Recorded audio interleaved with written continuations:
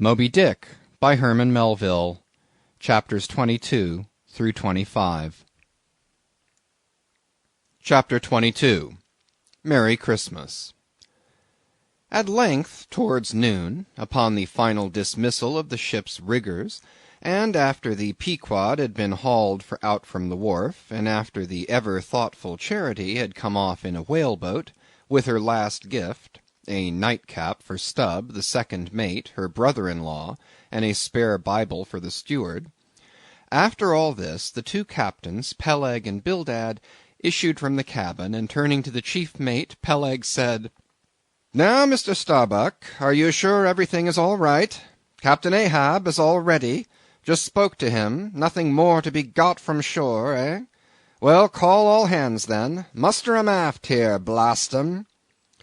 "No need of profane words, however great the hurry, Peleg," said Bildad. "But away with thee, friend Starbuck, and do our bidding." How now? Here, upon the very point of starting for the voyage, Captain Peleg and Captain Bildad were going it with a high hand on the quarter-deck, just as if they were to be joint commanders at sea, as well as, to all appearances, in port.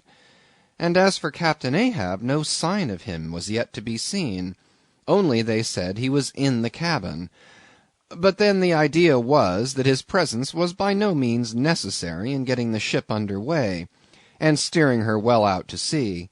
Indeed, as that was not at all his proper business, but the pilot's, and as he was not yet completely recovered, so they said, therefore Captain Ahab stayed below. And all this seemed natural enough, especially as in the merchant service many captains never show themselves on deck for a considerable time after heaving up the anchor, but remain over the cabin table, having a farewell merry-making with their shore friends, before they quit the ship for good with the pilot. But there was not much chance to think over the matter, for Captain Peleg was now all alive. He seemed to do most of the talking and commanding, and not Bildad. "Aft here, ye sons of bachelors!" he cried, as the sailors lingered at the mainmast. "Mr. Starbuck, drive 'em aft!" "Strike the tent there," was the next order. As I hinted before, this whalebone marquee was never pitched except in port, and on board the Pequod for 30 years the order to strike the tent was well known to be the next thing to heaving up the anchor. "Man the capstan! Blood and thunder! Jump!" was the next command, and the crew sprang for the handspikes. Now, in getting under way, the station generally occupied by the pilot is the forward part of the ship, and here Bildad, who, with Peleg, be it known, in addition to his other officers, was one of the licensed pilots of the port, he being suspected to have got himself made a pilot in order to save the Nantucket pilot fee to all the ships he was concerned in, for he never piloted any other craft, Bildad, I say, might now be seen actively engaged in looking over the bows for the approaching anchor, and at intervals singing what seemed a dismal stave of psalmody to cheer the hands at the windlass, who roared forth some sort of chorus about the girls in Booble Alley, with a hearty good will. Nevertheless, not 3 days previous, Bildad had told them that no profane songs would be allowed on board the Pequod, particularly in getting under way, and Charity, his sister, had placed a small, choice copy of Watts in each seaman's berth. Meantime, overseeing the other part of the ship, Captain Peleg ripped and swore astern in the most frightful manner. I almost thought he would sink the ship before the anchor could be got up. Involuntarily I paused on my handspike and told Queequeg to do the same, thinking of the perils we both ran in starting on the voyage with such a devil for a pilot. I was comforting myself, however, with the thought that in pious Bildad might be found some salvation, spite of his 777th lay, when I felt a sudden sharp poke in my rear, and, turning round, was horrified at the apparition of Captain Peleg in the act of withdrawing his leg from my immediate vicinity. That was my first kick. "Is that the way they heave in the merchant service?" he roared. "Spring, thou sheephead, spring, and break thy backbone. Why don't ye spring, I say, all of ye? Spring! Quohog! Spring, thou chap with the red whiskers! Spring there, Scotch cap! Spring, thou green pants! Spring, I say, all of ye, and spring your eyes out!" And so saying, he moved along the windlass, here and there using his leg very freely, while imperturbable Bildad kept leading off with his psalmody. Thinks I, Captain Peleg must have been drinking something to-day. At last the anchor was up, the sails were set, and off we glided. It was a short, cold Christmas, and as the short northern day merged into night, we found ourselves almost broad upon the wintry ocean, whose freezing spray cased us in ice as in polished armor. The long rows of teeth on the bulwarks glistened in the moonlight, and like the white ivory tusks of some huge elephant, vast curving icicles depended from the bows.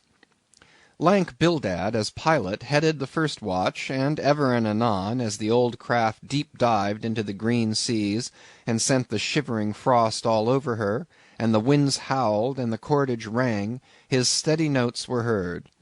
"Sweet fields beyond the swelling flood stand dressed in living green, so to the Jews old Canaan stood, while Jordan rolled between." Never did those sweet words sound more sweetly to me than then. They were full of hope and fruition. Spite of this frigid winter night in the boisterous Atlantic, spite of my wet feet and wetter jacket, there was yet, it then seemed to me, many a pleasant haven in store, and meads and glades so eternally vernal that the grass shot up by the spring, untrodden, unwilted, remains at midsummer. At last we gained such an offing that the two pilots were needed no longer. The stout sailboat that had accompanied us began ranging alongside. It was curious and not unpleasing how Peleg and Bildad were affected at this juncture, especially Captain Bildad. For loath to depart yet, very loath to leave, for good, a ship bound on so long and perilous a voyage, beyond both stormy capes, a ship in which some thousands of his hard-earned dollars were invested, a ship in which an old shipmate sailed as captain, a man almost as old as he, once more starting to encounter all the terrors of the pitiless jaw, loath to say good-bye to a thing so every way brimful of every interest to him, poor old Bildad lingered long, paced the deck with anxious strides, ran down into the cabin to speak another farewell word there, again came on deck, and looked to windward, looked towards the wide and endless waters, only bounded by the far-off, unseen eastern continents, looked toward the land, looked aloft, looked right and left, looked everywhere and nowhere, and at last, mechanically coiling a rope upon its pin, convulsively grasped stout Peleg by the hand, and holding up a lantern, for the moment stood gazing heroically in his face, as much to say, "Nevertheless, friend Peleg, I can stand it. Yes, I can." As for Peleg himself, he took it more like a philosopher. But for all his philosophy, there was a tear twinkling in his eye when the lantern came too near. And he, too, did not a little run from cabin to deck, now a word below, now a word with Starbuck, the chief mate. But at last he turned to his comrade with a final sort of look about him. "Captain Bildad! Come, old shipmate, we must go.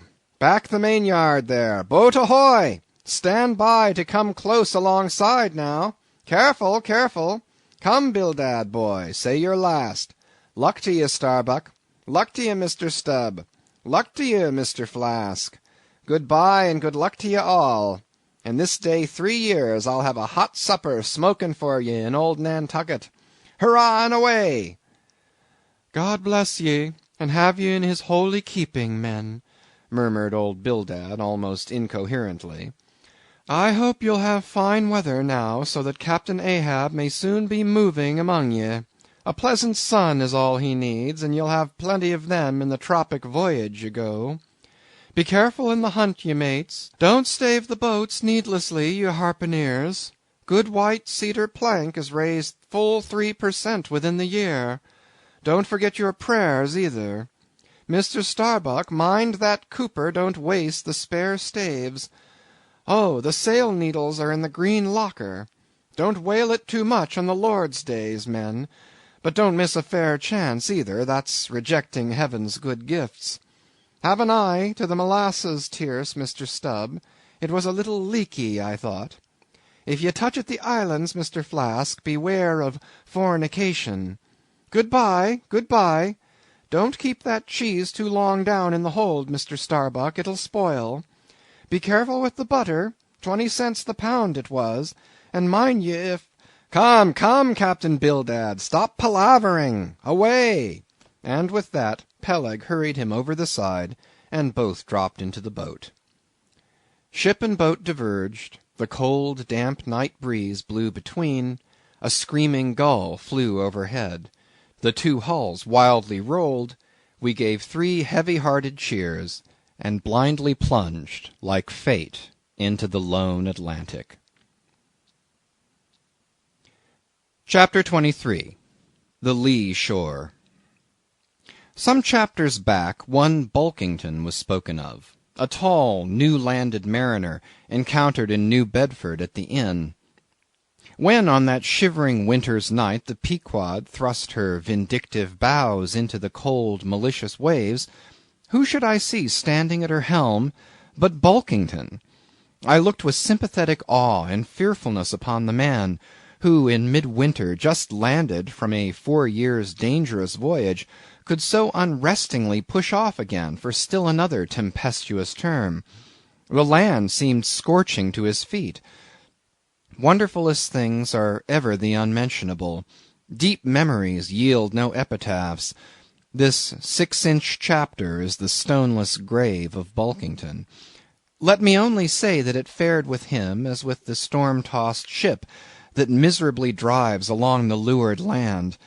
The port would fain give succor. The port is pitiful. In the port is safety, comfort, hearthstone, supper, warm blankets, friends, all that's kind to our mortalities. But in that gale, the port, the land, is that ship's direst jeopardy. She must fly all hospitality. One touch of land, though it but graze the keel, would make her shudder through and through. With all her might she crowds all sail off-shore. In so doing, fights against the very winds that fain would blow her homeward, seeks all the lashed sea's landlessness again, for refuge's sake forlornly rushing into peril, her only friend, her bitterest foe. Know ye now, Bulkington? Glimpses do you seem to see of that mortally intolerable truth, that all deep, earnest thinking is but the intrepid effort of the soul to keep the open independence of her sea, while the wildest winds of heaven and earth conspire to cast her on the treacherous, slavish shore? But as in landlessness alone resides highest truth, shoreless, indefinite as God, so better it is to perish in that howling infinite than be ingloriously dashed upon the lee, even if that were safety. For worm-like then, oh, who would craven crawl to land? Terrors of the terrible. Is all this agony so vain? Take heart, O Bulkington. Bear thee grimly, demigod. Up from the spray of thy ocean perishing, straight up leaps thy apotheosis. Chapter 24. The Advocate.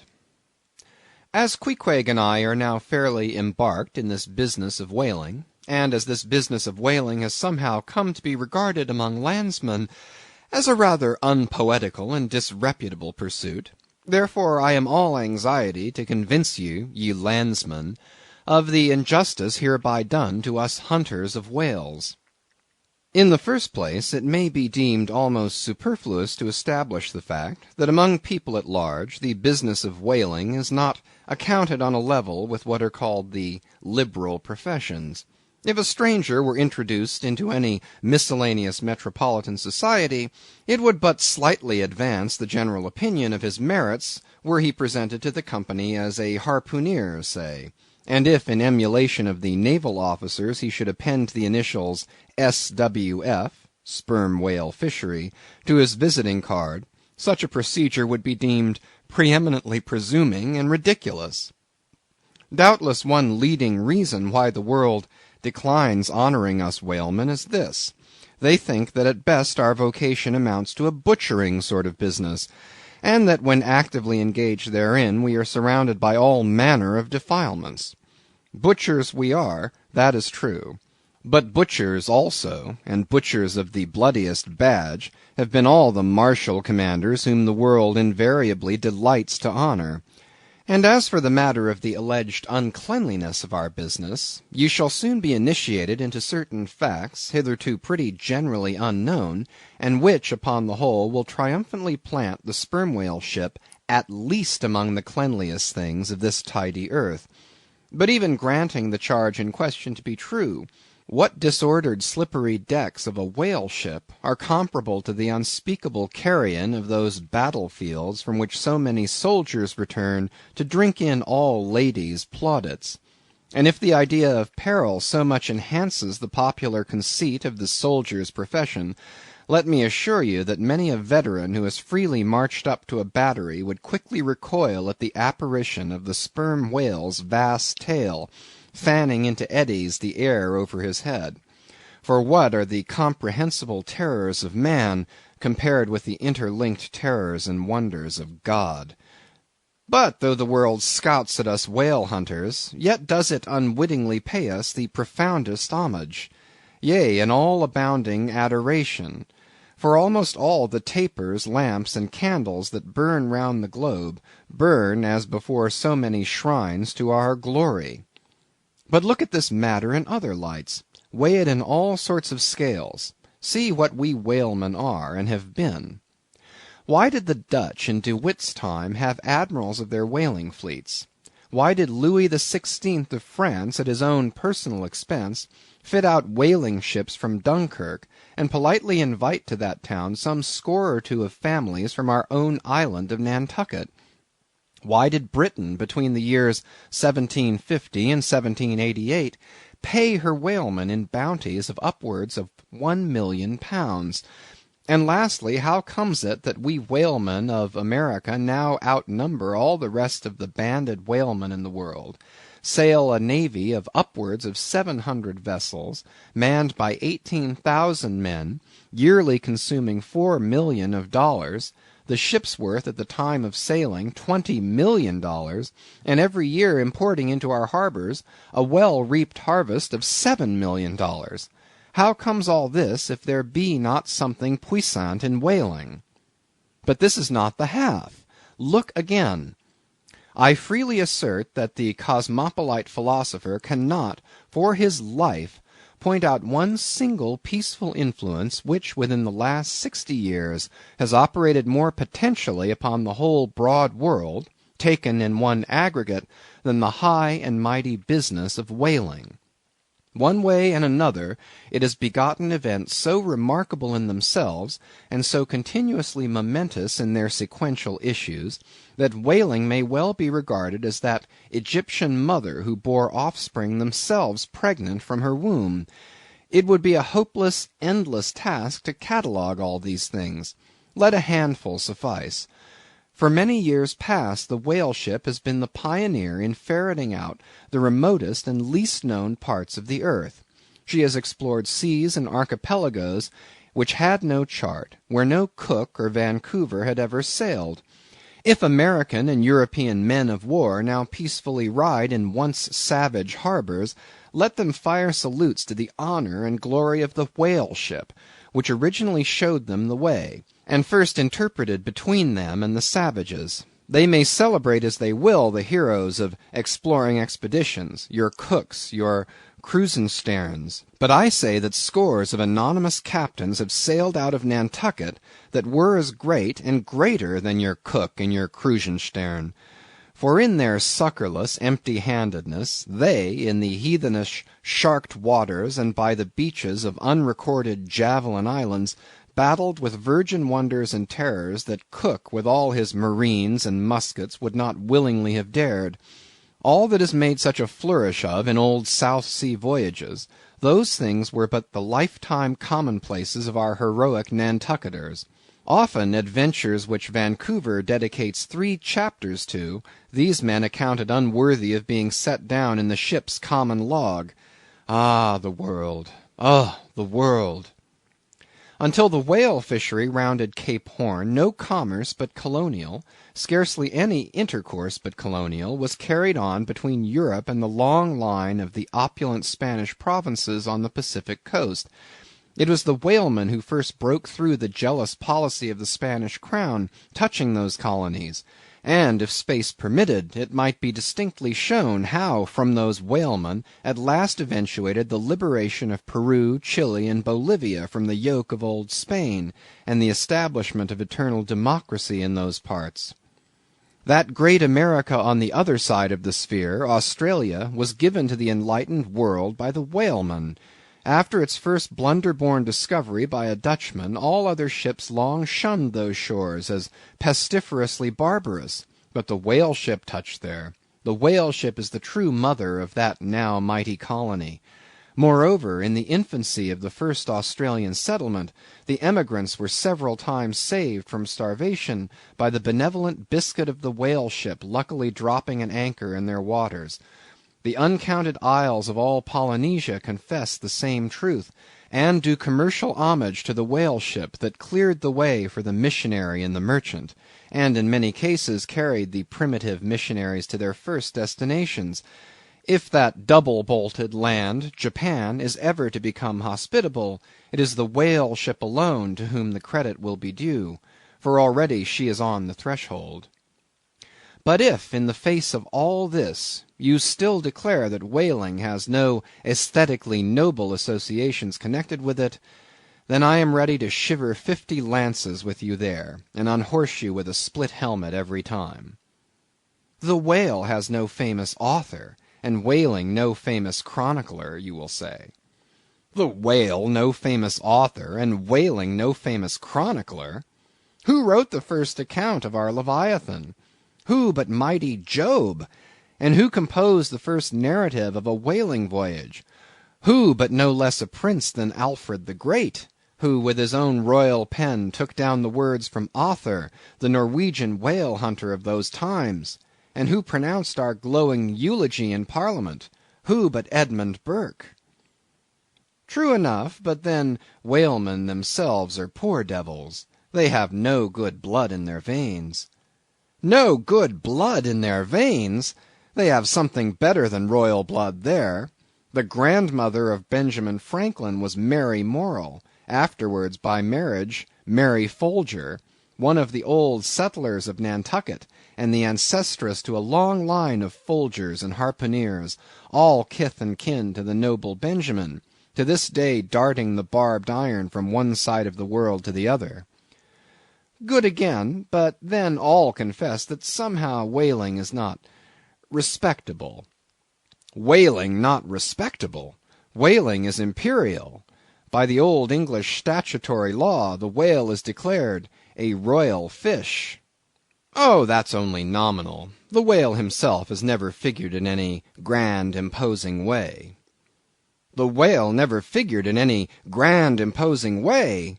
In one of the mighty triumphs given to a Roman general upon his entering the world's capital, the bones of a whale, brought all the way from the Syrian coast, were the most conspicuous object in the symboled procession. Footnote: see subsequent chapters for something more on this head. End of footnote. Grant it, since you cite it, but say what you will, there is no real dignity in whaling. No dignity in whaling! The dignity of our calling the very heavens attest. Cetus is a constellation in the south. No more! Drive down your hat in the presence of the Czar, and take it off to Queequeg. No more! I know a man that in his lifetime has taken 350 whales. I account that man more honorable than that great captain of antiquity who boasted of taking as many walled towns. And as for me, if by any possibility there be any as yet undiscovered prime thing in me, if I shall ever deserve any real repute in that small but high hushed world which I might not be unreasonably ambitious of, if hereafter I shall do anything that, upon the whole, a man might rather have done than to have left undone, if at my death my executors, or more properly my creditors, find any precious manuscripts in my desk, then here I prospectively ascribe all the honor and the glory to whaling. For a whale ship was my Yale College and my Harvard. Chapter 25. Postscript. In behalf of the dignity of whaling, I would fain advance naught but substantiated facts, but after embattling his facts, an advocate who should wholly suppress a not unreasonable surmise, which might tell eloquently upon his case, such an advocate, would he not be blameworthy? It is well known that at the coronation of kings and queens, even modern ones, a certain curious process of seasoning them for their functions is gone through. There is a salt cellar of state, so called, and there may be a caster of state. How they use the salt precisely, who knows? Certain I am, however, that a king's head is solemnly oiled at his coronation, even as a head of salad. Can it be, though, that they anoint it with a view of making his interior run well, as they anoint machinery? Much might be ruminated here concerning the essential dignity of this regal process, because in common life we esteem but meanly and contemptibly a fellow who anoints his hair, and palpably smells of that anointing. In truth, a mature man who uses hair oil, unless medicinally, that man has probably got a quaggy spot in him somewhere. As a general rule, he can't amount to much in his totality. But the only thing to be considered here is this: what kind of oil is used at coronation? Certainly it cannot be olive oil, or macassar oil, nor castor oil, nor bear's oil, nor train oil, nor cod liver oil. What then can it possibly be but sperm oil in its unmanufactured, unpolluted state, the sweetest of all oils? Think of that, ye loyal Britons! We whalemen supply your kings and queens with coronation stuff.